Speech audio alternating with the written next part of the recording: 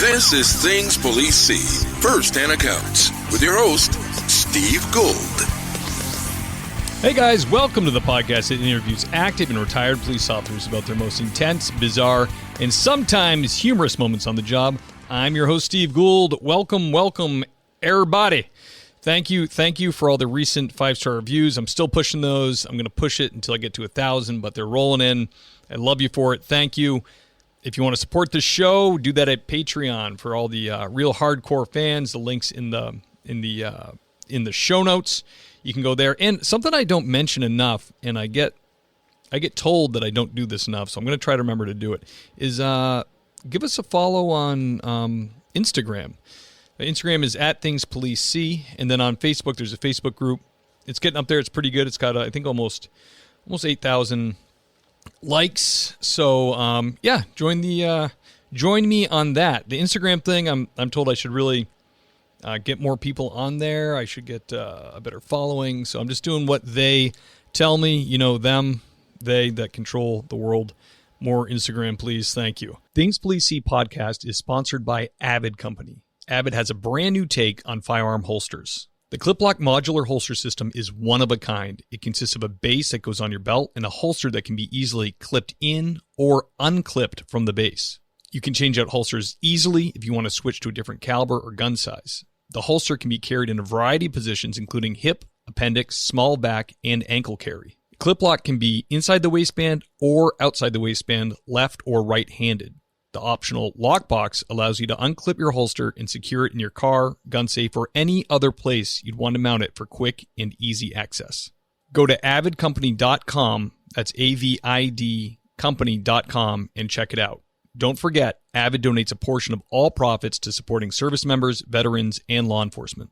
I'm really excited to have Avid Company on board as our sponsor. Supporting them supports this podcast. And there's a promo code to get you $20 off your order. That's TPS20 for $20 off your first order.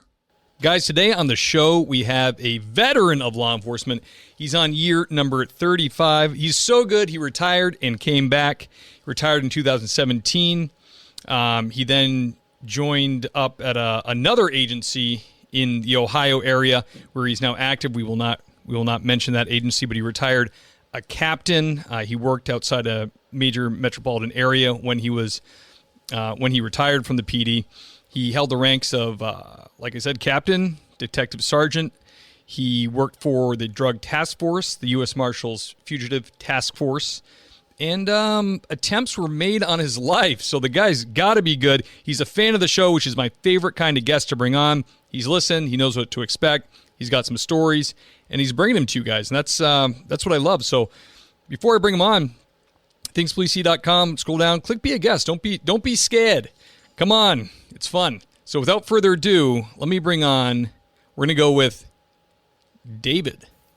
David, welcome to the show, brother. Thank you. Is Dave okay? Are you formal, gentlemen? I go by either one. All right. Gotcha. So you retired. So did you do the party and the whole farewell and you're like, this is it, I'm done? And then you got a little itch, or what? How did it go down?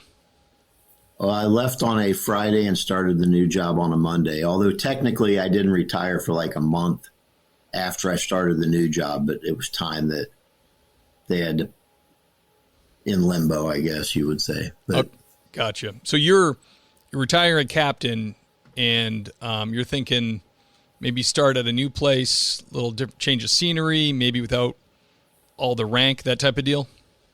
Yeah, that's pretty much it. I was promoted to a point where I wasn't enjoying my job anymore. And a lot of people were like, how can you leave supervision and go to work at the bottom? And I'm like, well, that's kind of the whole point. Just go back out there and be responsible for myself and nobody else. Yeah, there's a beauty to it. I worked my first 10 years in patrol. I never even applied to be a sergeant. I like the idea of, I got my car. I didn't even want to be a field trainer. I just wanted to get in my car, have my duty bag. It's like your little office. It's just you. You're good to go. You hit the road. And I think there was a lot of beauty in that. That's why a lot of people are attracted to police work, because of that setup. Of course, you have a stop or something comes up, supervisors show up to help you, or partners on the shift. But what are some of the woes of, just briefly, I know this isn't the the main part of the interview, but I'm curious because what are some of the woes of management, like being a captain? Like my father, he retired a lieutenant after 32 years, and he said to me more than once his least favorite rank held was lieutenant. He did not like it that much. Is it obviously it totally changes from what people would think a cop does to an admin position? Is it where you worked, was it pretty much all paperwork, or were you involved in detectives or anything interesting? Well, through my whole career, I worked. And even when I was a sergeant, I was still a detective. And it being a smaller agency, I pretty much did all of our investigations. And so any of the supervisor stuff I had to do just kind of ran along with that. And then like about my last year, I was kind of thrown into a captain's position I really wasn't wanting to be in. And that was all admin. And I wasn't doing any investigations. I wasn't working. And to me, it was miserable. I have no interest in working in the office and doing all admin. So that's what I didn't enjoy. Probably after a while, you're like, why do I even have this gun on? What is the point of this gun? Oh, there were many times I went home on comp time or something just because I was bored and didn't really have a whole lot to do. Yeah, I noticed too where I've seen through my career guys make rank, which would be considered admin, lieutenant and up usually. And then you hear them, it seemed like the first 6 months maybe when they're new to the role, you'll hear them do like a traffic stop. And everybody's like, what the hell's going on? Why is this guy stopping a car? I think it's because they're like fighting that a little bit. I was in the office for 3 hours. I hit the road, stopped a car. And everybody, including the chief, is like, what the hell are you doing? Why are you stopping cars? Well, we were small enough I could get away with that a little bit. But once they took me out of the investigations and my mind wasn't confidently enjoying what I was doing, and, at that point I was in my 30th year and it was just, it was time to go. It was the right thing. Gotcha. Yeah, where I work now is I'm a sergeant there, and it's small. So if I catch a case, it's mine. I just work it all the way through. And I like working like that in a smaller place because I have the time to really take maybe a big larceny or a theft, and you can really work it. You can have some time to do follow-ups, investigations, stuff like that, where you're not there's not 15 guys on your shift and you just hit the road and you're handing everything over to detectives. You're taking the initial, and then it's, follow-ups go to the investigation bureau. It's more of a, I notice in the smaller agencies, the cops are very well-rounded. They know everything from the street stuff to investigations. They're good at putting complaints together. They deal with the courts. They deal with the DA's office directly.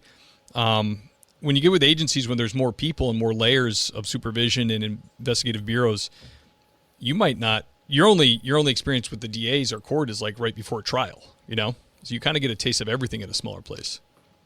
Yeah, it's that same way around this area. I mean, we're not major metropolitan. There's like 500,000 people in the county, and I think the bigger city here has like, if I'm not mistaken, like 170,000 people and a few hundred cops. But I've told some of those cops that I know and other friends of mine that actually worked for them over the years, and they left and went to other departments and then went back because they have culture shock when they go into another agency.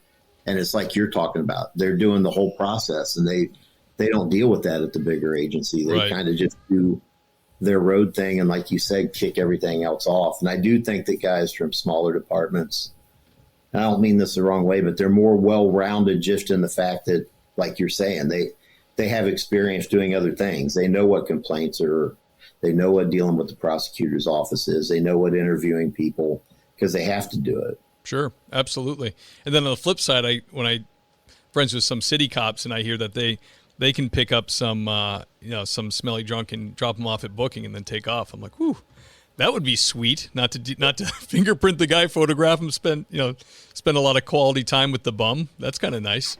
So that's I think the larger city cops around here, they don't get a whole lot of difference from us as far as that goes, though. When they get something and they go to the jail, they're going through the same process we are. Oh, gotcha. Okay. So how does Dave, tell me, how does it work with your retirement in Ohio so that you're now retired? Is there a limit on how much you can make on your new job? No, because we have two retirement systems in Ohio. One of them is for cities and villages, which is police and fire. And then the other is public employee retirement system, which handles township cops, county, the deputies, and pretty much everything else. Okay. Well, I retired from the police and fire retirement. I went into PERS, and I can't get a second retirement from PERS, but I'm paying into PERS, and I'll get my money back at the end that I paid into it, but I can't get a second retirement. And I guess one of the downfalls too is like, if I get shot or I get in a car crash, I'm pretty much SOL. I can't get a medical because I've already retired the first time. You're kidding. So if you get injured on the job, you're not covered for that? I think I could be covered maybe by workman's comp, but I wouldn't get like a disability pension out of it or anything. Oh, wow. Okay. From my understanding of it. Understood. So, Dave, can you tell us about your first hot call you responded to as a young copper? I've thought a lot about this. And the first department that I started at, it was rural.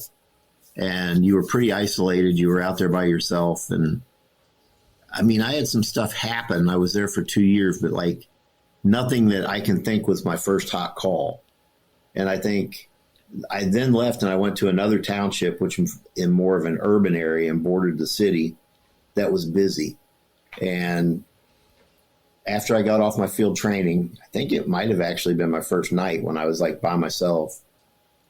I went to a sub shop. I was sitting eating a sub, and there was a storm going on outside. And dispatch sent me on what they originally put it out, I believe, as a stabbing. And so naturally, I'm like hyped up, and I want to go to the stabbing.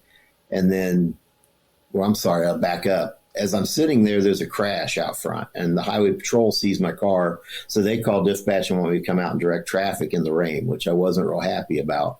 Right. Then the stabbing call came out, and I was like wanting to go to the stabbing call, but also happy that I was going to get out of directing traffic.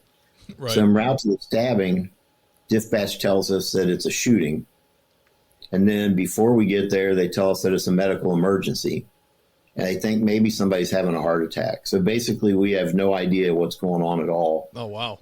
It's a good thunderstorm, a lot of lightning, heavy downpour rain. And me and the other car, a veteran guy, gets there right before me. And we pull into an apartment complex where we're going.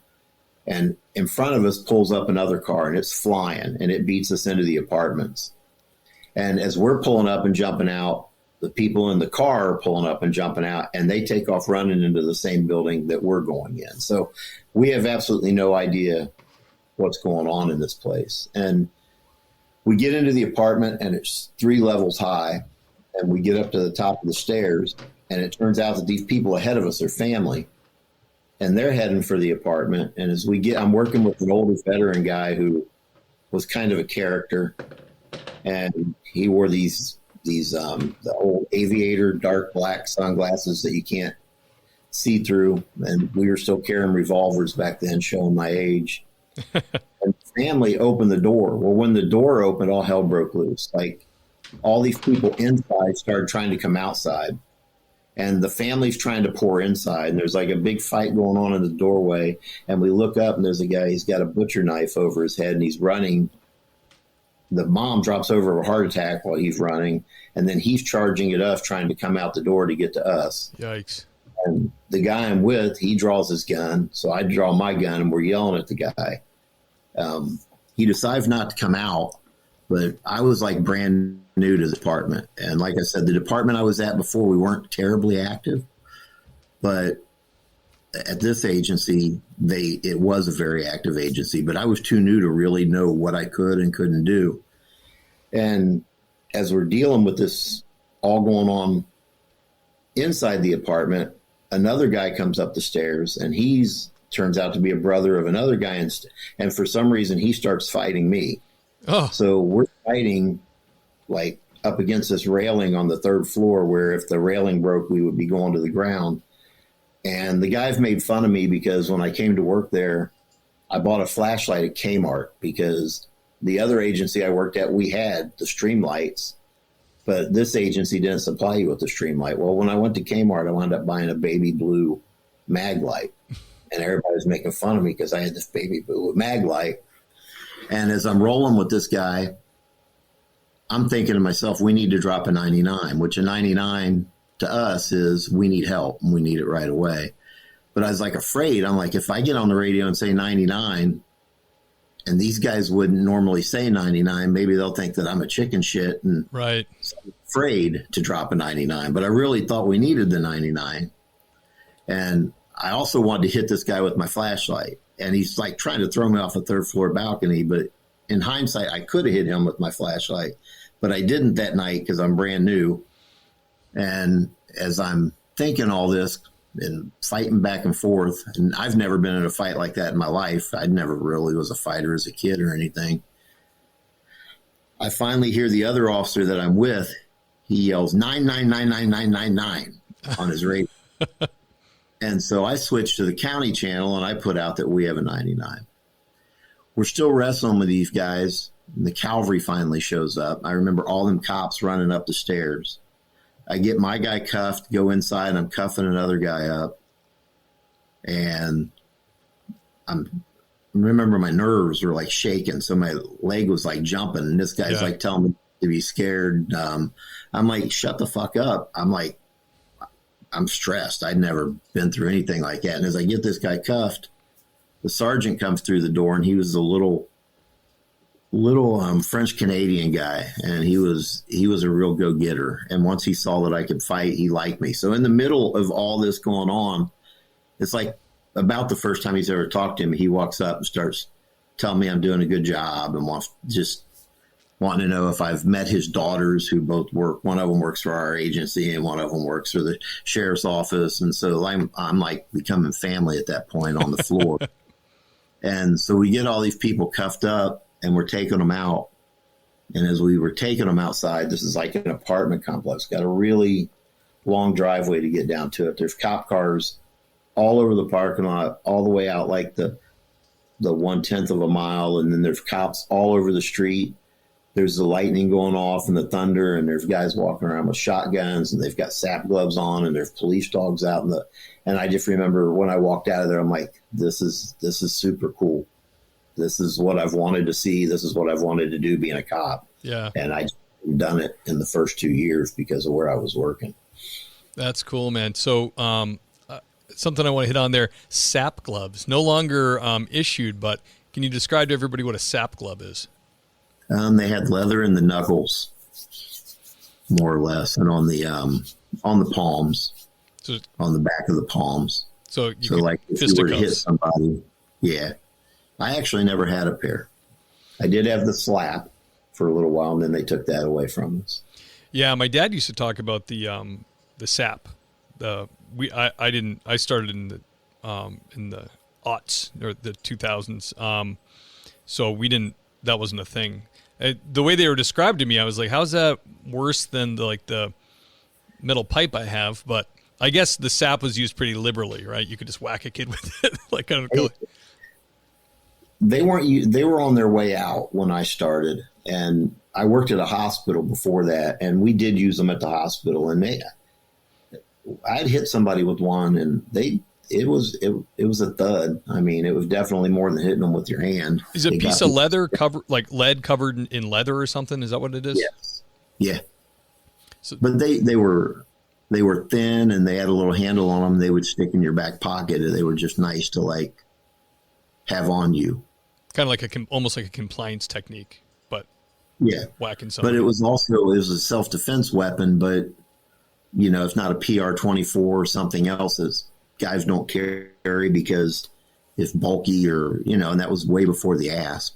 Right. So I guess in a way it was kind of like the ASP of that period of time. And yeah. I don't think it was just convenient, and I don't think it was any more harmful to anybody than anything that we carry now. It's just an image thing, I guess. Yeah, they're really frowned upon. I mean, if you watch any of the tapes of someone getting doused with pepper and lit on fire by a taser, it's like SAPs don't seem so bad at this point. Yeah. Well, it's the same with the flashlight. I mean, it just they were a self-defense weapon for us for a long time. And I don't know what the difference is between hitting somebody with a stick and hitting them with a flashlight. I just never really make a lot of sense to me, to be honest. Weapon of opportunity, right? Why not? Yeah. We had a guy in the academy that was hard-nosed, like real famous city cop from where I'm from, the Northeast. And he always said before we started baton training, he's like, listen, the Chiefs wouldn't give you these things unless they wanted you to hit people with them. That's how he started. Guy's a legend.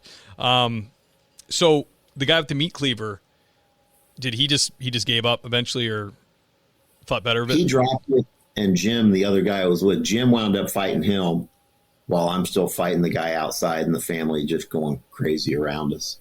Gotcha. And that was back in the day. I don't remember exactly how it worked out. I was brand new, but when they went to court, they worked out some kind of deal with this guy after they had attacked us, and we went through all this, that if he joined the military, they would drop charges on him, and supposedly he was joining the military. Yeah. Never did anything else out of it. So I don't know if he did or didn't. I have no idea. Yeah, that used to be the deal they used to cut all the time. I remember hearing about that. Even recently, like maybe like early or mid 2000s, we had a kind of a problem child where I used to work, go to the house a lot, and he ended up going in the Marines, and that's what he told the judge. He was in the process, and they kind of went easy on him, and so he could get in. But then he was back in town after he got kicked out of boot camp, and even a bigger problem, So it was annoying too, because he got booted from boot camp, but he was there long enough where he got out of boot camp and then got booted at like A school or whatever. But he had his picture of him in the Marine Class A, right over his mantle, like he, had a career in there or something. So yeah, that's a little bit of a side story, but, Dave, can you tell us a strange or bizarre thing you dealt with on duty?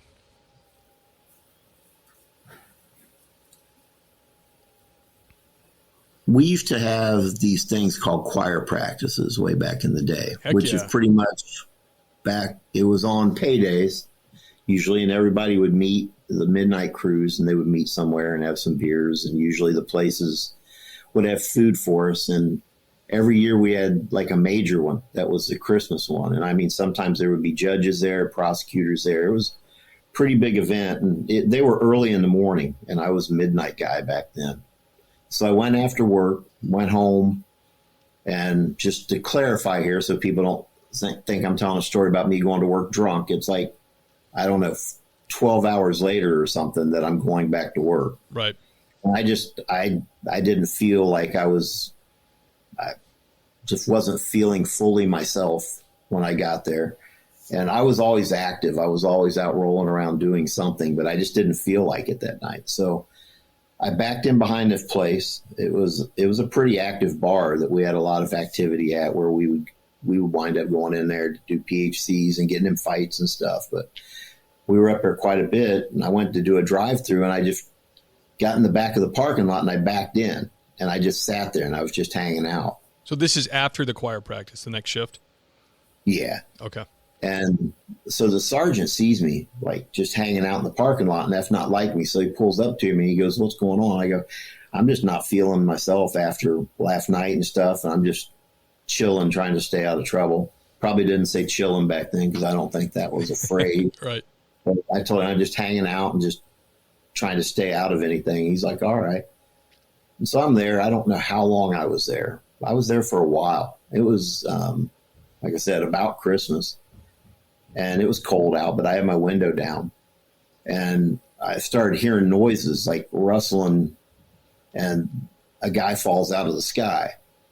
And he like lands in the parking lot beside my car.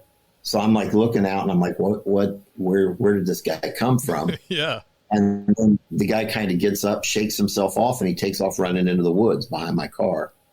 So I get out, and I get in the woods, and it's dark, and my flashlight's not working. So I'm like beating on my flashlight. And when I'm beating on the flashlight, it comes on, and the guy's laying at my feet, like staring at me, and his eyes are big as silver dollars. And I roll him over. I get him handcuffed, put him in the back of the car, and I'm like trying to figure out what his story is. And he tells me that he's from the area, but he had moved to Florida. but he came back up to see family for Christmas, and he knew that he still had a warrant up here. And when I pulled in the parking lot, he climbed up the tree to hide. And then he said that he kept hiding up there, and I just kept sitting there and sitting there and sitting there. And finally he lofted and he fell out of the tree. And so he turned out he did have a warrant, but I wound up letting him go on the warrant and giving him a warning.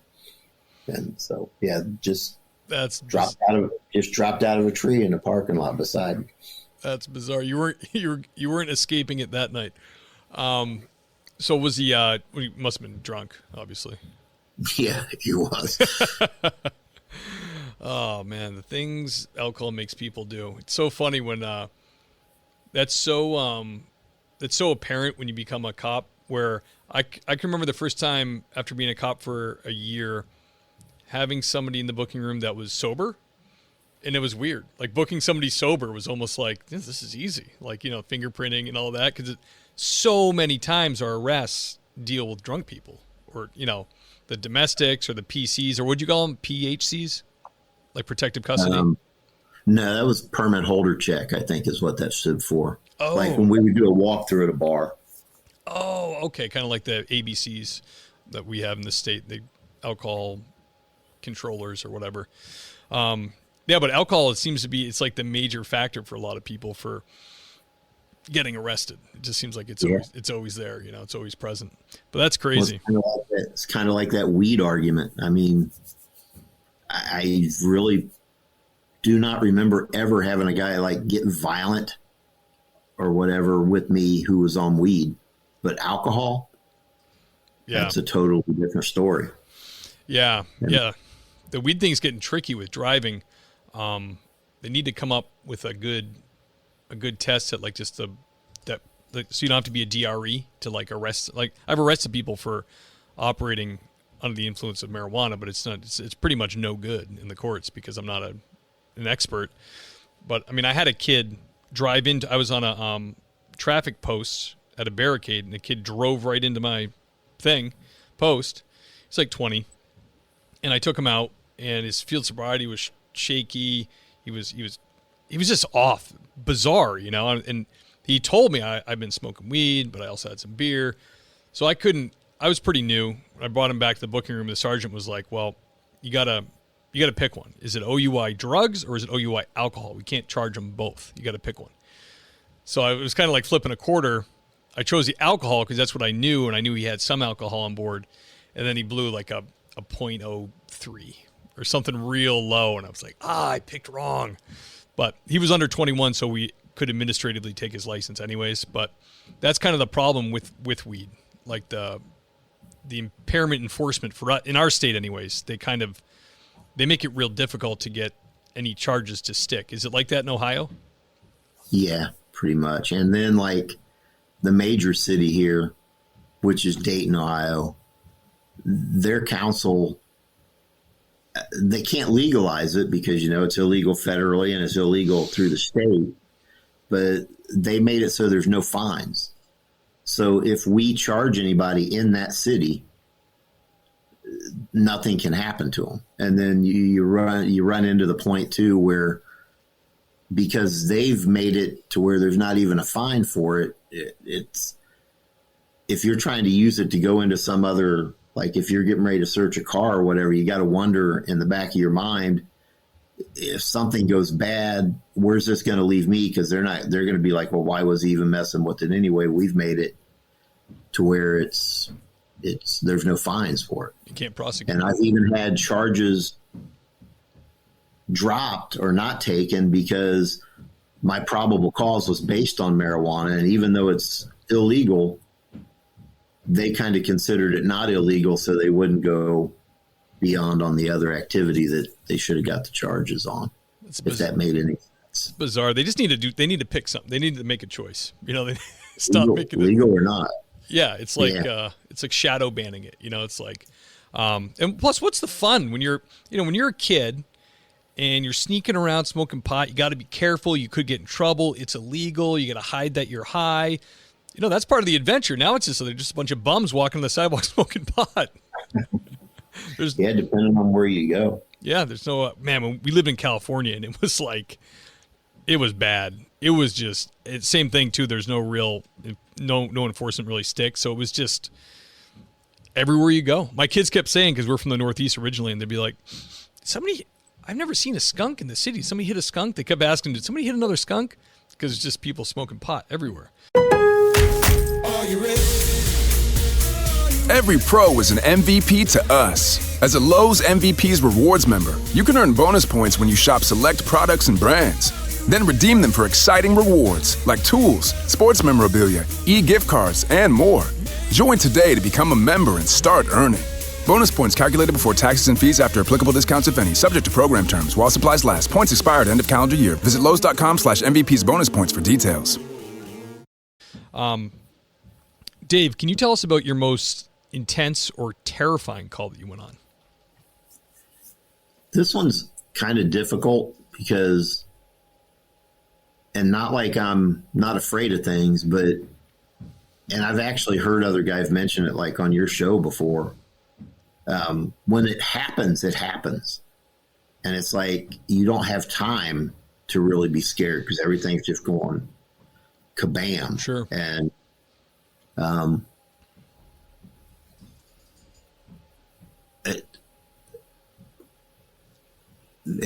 I would say more of an intensity than scared, but the scared part maybe comes later.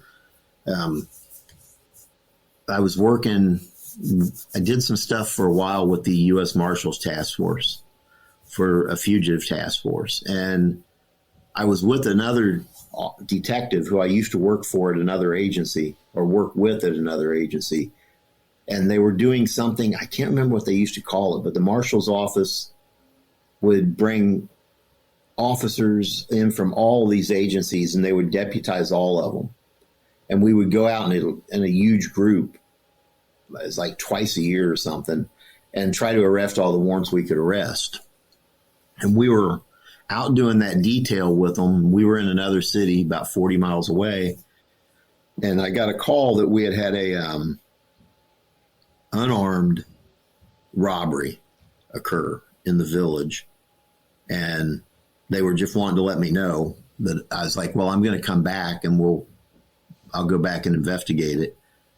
So we headed back and we were, like I said, we were 40, 50 miles away. So we drive back and we're with the marshals. So we've got vests. We've got a fully automatic MP5 on the back seat. We go back to look for this guy, but it's unarmed. And I stopped by the house where the vehicle was registered because they got a plate. Talked to this lady who says that her son has it. She's not really real forthcoming on where he might be or anything. So we leave, and there's an avenue on the western side of Dayton. It's a pretty busy area. And the guy was, well, where do you want to go? I'm like, well, left drive down the Berg real quick on the way back, and then I'll go back to the office and start working on it there. Because I'm like, if it's going to pass us, that's where it's going to pass us. And we didn't get very far down, and it passes us. It was I think it was an SUV. And we turn around, we get behind him. We're in an unmarked that doesn't have any lights or siren or anything. It's an SUV.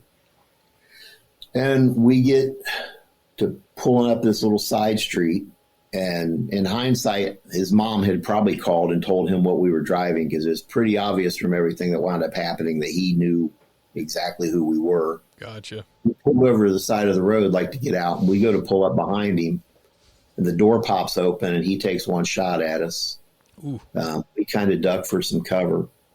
And then he pops back out, and he fires, I think, 8 total more rounds into the front of the car. He takes off. When he starts driving up the street, my buddy pops out, and he winds up getting one shot off on him. And it went through the back window and stuck in the headrest, but didn't go through. I've got a problem with shooting low and to the left, and since you're a firearms instructor, maybe you can fix that for me because nobody else has been able to. As the guy's driving away, I aimed at him, but another car started coming at us. And I can still remember seeing the lady in it and thinking to myself, if you shoot and you go low left, you're going to hit her, not him. So I didn't get off a round. we went after the vehicle, but we didn't have lights and siren. And we had called out on the city channel and asked if they had anybody that could stop this car for us. And they said nobody was in the area. We go after him. We get about 4 blocks up the street, and there's a city car sitting at a stop sign. And she sees us, looks right at us, and watches it drive by and watches us drive by. And I don't know where she went after that because she didn't get in behind us or go into the pursuit. What? And the car goes a bit farther up the road, and he cuts across at an angle, and he points the gun back out the window. We have to slam on the brakes, and he wound up not shooting. Takes off again, but he had hit our radiator, so it wound up stopping our car. And that went on into a chase that went like for probably an hour or better around the county, where he carjacked at least one car. I think he might have carjacked a second car. Wow. And pretty much every cop from the entire metro area was out running around, unmarked, marks, everybody trying to catch this guy. And it ended with him getting hit by a cruiser and flipped over on his side. And I think that was one of the carjack cars that wound up getting hit. So while all that was going on, there was a cruiser did a flip and wound up on its top out on one of the interstates. And that was the department that I worked for before. And I was really worried, and turned out that it was actually a guy that I was at his wedding and stuff. So that was pretty stressful too, being in the building and not knowing if he was alive or if one of the guys got killed over what had happened with us. But the bullets flying, that wasn't the only time I'd ever been shot at, but that was the most intense and most bullets. That guy fired more bullets than everybody else combined. He wound up going to prison for, I think, 94 years, but nobody had bothered to tell us when they called, and they put it out when they told me that it was an unarmed robbery. They didn't, there was some knowledge that he had fired at some deputies earlier in the day. And, oh man, that's a big overlook. Yeah, we had no idea when we pulled up behind him that we were dealing with the guy that had already fired at cops. And he fired at some more cops after in that pursuit. So I would say that was a big pucker factor. What did the Marshals think you were with? Like, oh, what'd you get us into? Well, they weren't with us because we left them. Oh, we were headed back to my building. So I was just going to investigate the robbery. I was imagining you guys were all in the car together with Marshals and everything else. The MP5 could have been useful. Yeah, it would have been useful if we had some idea. We wouldn't have approached him the way, because the guy that I was with he'd been shot at and shot somebody before, maybe 2 people, and I'd been shot at before. So I mean, it's not like we were like naive. I mean, we would have handled that a totally different way. And he just popped out on us. How I've never been shot at. Don't care to be shot at. But how does that affect you later? Did you wake up the next morning and think, "Oh my gosh, someone tried to kill me"? Like someone shot at me. Does it screw with your head? Yeah, a little bit. But I'd had stuff like that. I had people try to kill me before, and the first time that it really sunk in, it really screwed up my head. But I think the more times it happens, the less time it screws up your head. It was just very stressful. I mean, the bullets flying and then not knowing if the other cops were getting hurt because of what we wound up starting and stuff like that. What is the whole attempts on your life thing about? Was that when you were working for a task force or something? Just different things. One of them was we had served a search warrant for marijuana, and it was a delivery controlled, and the lady said that this isn't my stuff, blah, blah, blah, blah, blah. It's this guy, and he's probably going to be coming to pick it up. And we got a whole TAC team with us. And so the TAC team's she's like, stay here. He's going to come get it. So we hide all our cars, and the TAC team's like sitting in the living room. There's some kids in there, and they're like dealing with the kids and the wife or the girlfriend, whatever she was. And there's 2 guys upstairs, and they're looking out. They're supposed to be letting us know when this guy pulls in. And I had hair down below my shoulders and a goatee, but I had a vest that said police across the chest. And I'm sitting at the kitchen table, with the lady that owned the house. And she's telling me this guy's name is blah, blah, blah, blah, blah, blah, blah. And he drives this and yada, yada, yada, yada. And she gave me the guy's name as Trilani, which turned out later to not be true. But she's like telling me about Trilani, and she's like, there's Trilani. And I'm like, do what? She goes, there's Trilani. And she points, and he's walking by the window, and nobody upstairs had said, hey, guys, walking in the front door. So he opens the door and pops in. I come in the hallway. He's coming in the door, and I'm waiting for him. And I'm like, police, get on the ground. And he takes a couple steps back, and he grabs a 9mm Luger out of his waistband. And somehow it just happened so quick, I don't even know why I didn't shoot him. I wound up jumping on him. We went to the ground. And then the guys that are playing with the kids in the back room hear me yelling and hollering and cussing. And we wound up getting that guy in custody. And when we got outside, it was still in my mind. I'm like yelling at him. I'm like, you know how fucking stupid that was? And then it dawned on me. I forget. He said something in the back seat, and it made me realize, I'm like, oh, no, he was going to kill me. That wasn't an accident on his part. It's not like, right. It's not like he just did something stupid. It's like, I just won. If I hadn't won, that's the first one that ever made me really, really feel like, yeah, that guy was going to kill me. And he went to jail as Trilani. And I don't remember.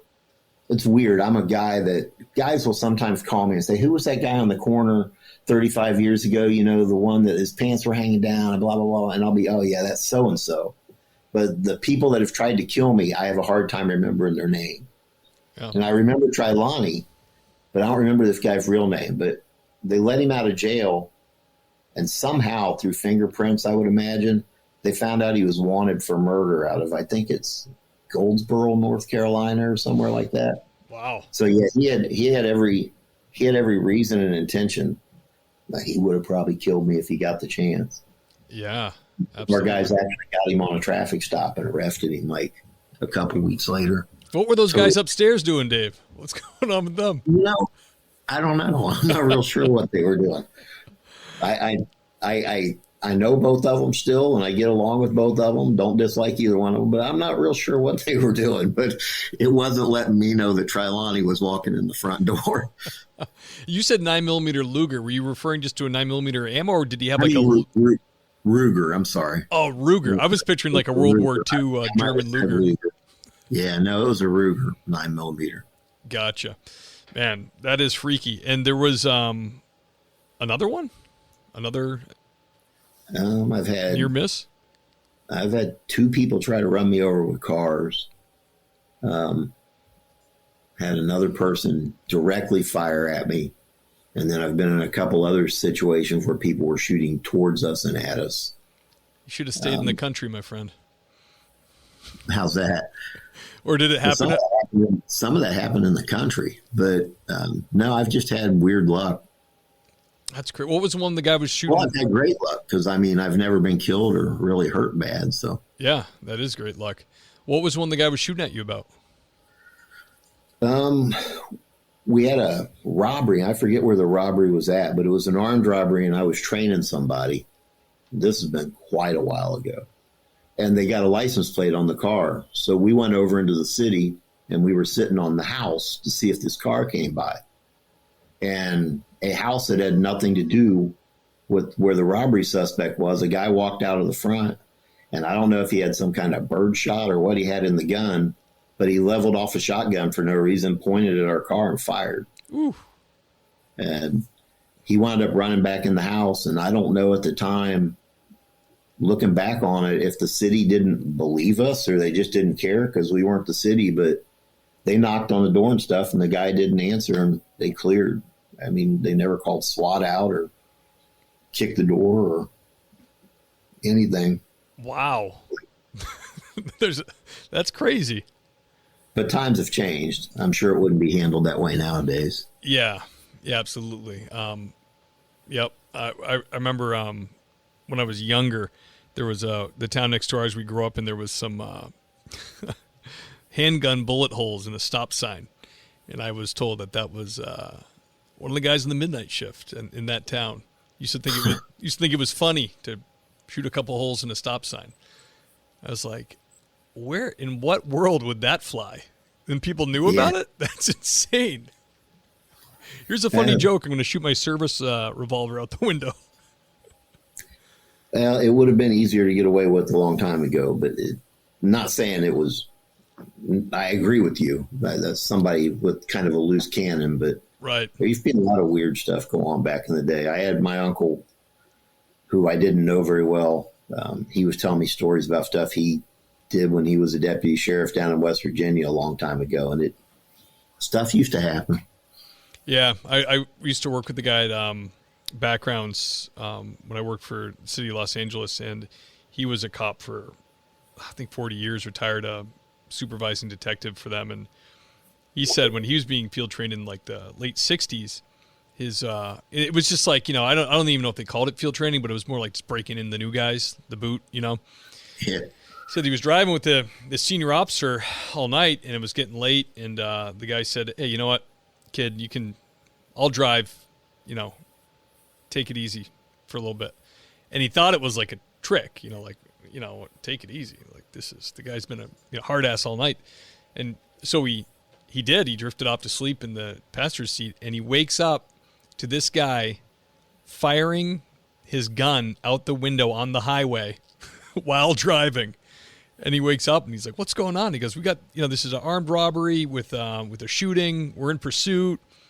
The whole thing. He just picked it up, got on the highway. Also, he was legit shooting. He was like not just firing out the window. Yeah, they were shooting at bad guys. He said they drove all the way into Pasadena where the guy crashed.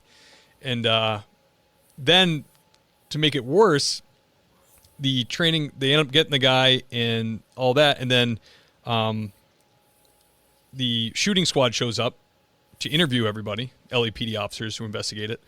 And the senior officer tells one of the investigators is his buddy, and they went to academy together, and he said, hey, try to get the kid to, try to make him think he's ratting on me. So he goes up to him and he goes, Officer so-and-so wasn't shooting out the window while driving, was he? Did you see that? And he said his face just went white, and he stood there and stared at the guy. He didn't answer at all, and then they all just started laughing. He was like, don't worry about it, kid. But the good old days, Dave. I missed them. Yeah. Well, I thought that when I started. So today will be the good old days some point in time. But it's definitely different. Yeah. Yeah, absolutely. A lot of good changes. Police work has changed a lot. And, take the good with the bad. Dave, do you have a heartwarming story? Not many.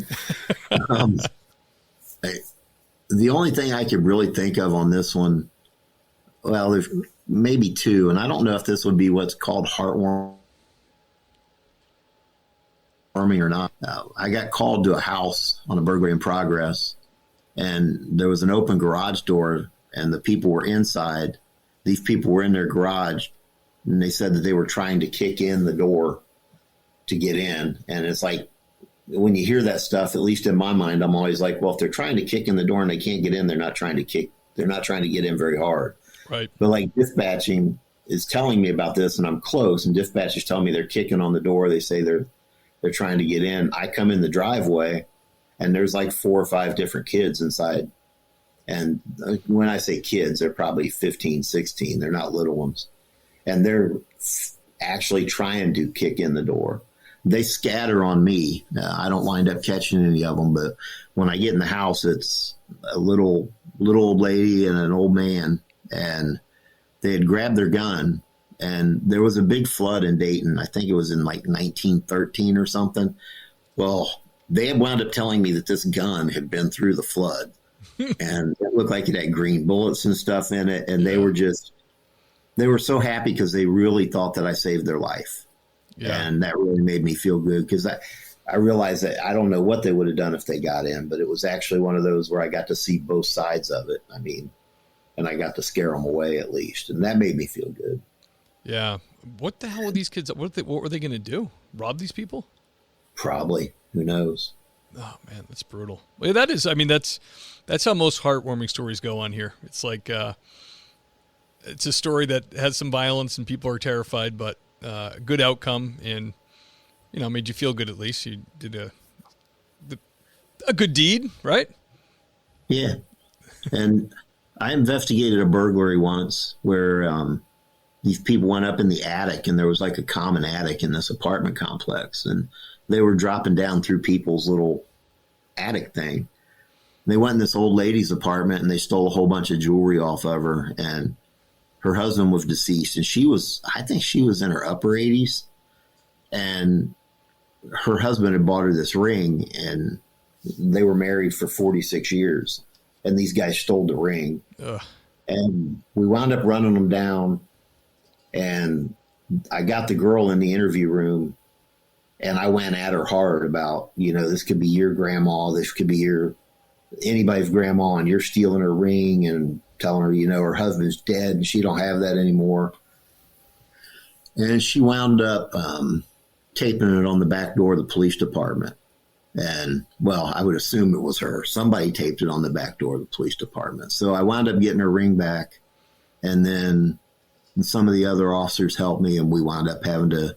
Ohio's got this really messed up thing where if you get burglarized and somebody steals your jewelry, your stereo, your TV, and they take it to a pawn shop and they pawn it, and you find it, the cops find it, you find it at the pawn shop, you have to pay the pawn shop whatever amount of money that they paid for the stolen property, which I personally think is ridiculous. The victim's getting victimized twice. But like this old lady, she didn't have the money. It was so much jewelry. It was like $200 and something to get her jewelry out of hock. And they only pay them a fraction of what the jewelry's worth. Of course. And got a little bit of hassle from the guy at the pawn shop. Me and him had some words because he was like telling me that he wasn't going to let me buy her jewelry for her, that he only had to sell it back to her. But he wound up selling it back to us, and then I had to lie to her because she said she wouldn't pay for her own jewelry, and tell her that I got the guy to give her jewelry back. And she was just really happy to have her jewelry and her husband's ring, and that one made me feel really good. Absolutely, man. That's awesome.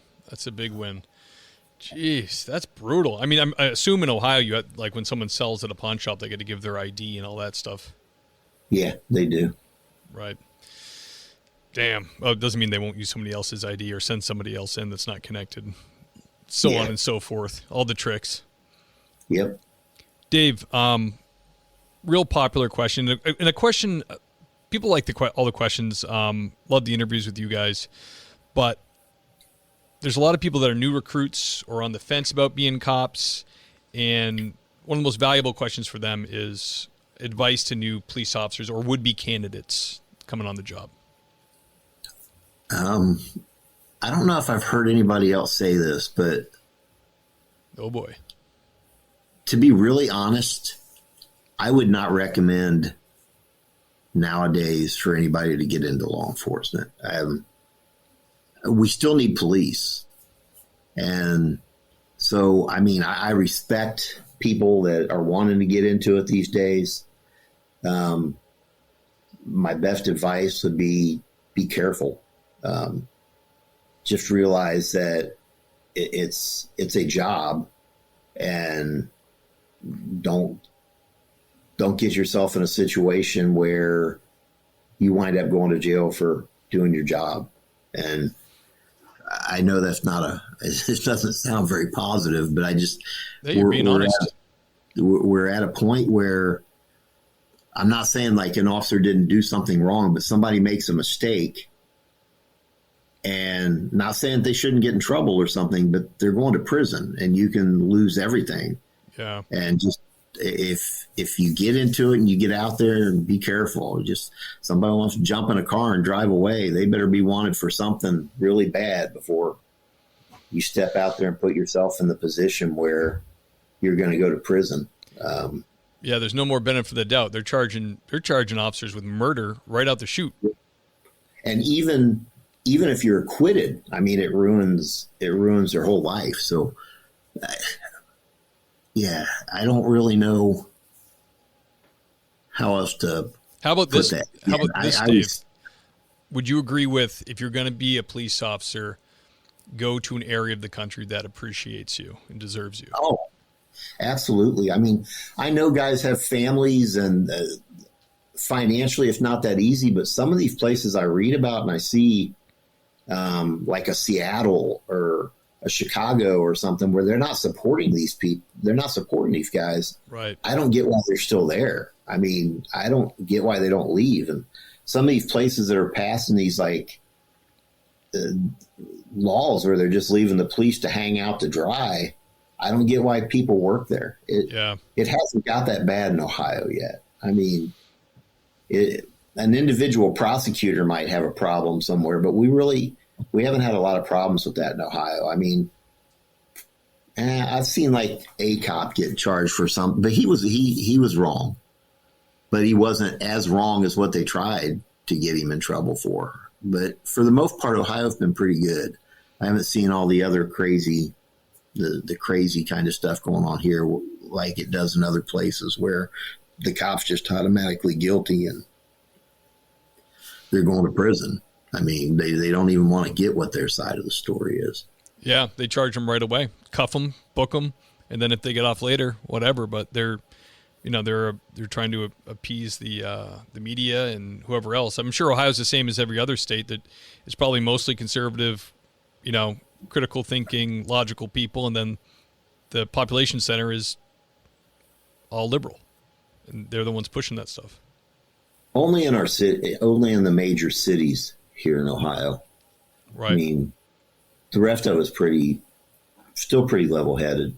Yeah. And people still respect us. And, I hear a lot of cops, they talk about how everybody hates us and stuff now. And in over 3 decades of doing it, I can honestly say this last 4 or 5 years, I've had more people walk up to me and legitimately tell me thank you.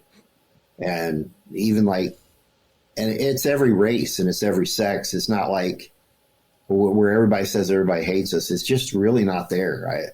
A lot of people care for it. And I guess that's advice for younger people, is don't get into this whole thing of thinking everybody hates you, because everybody doesn't hate us.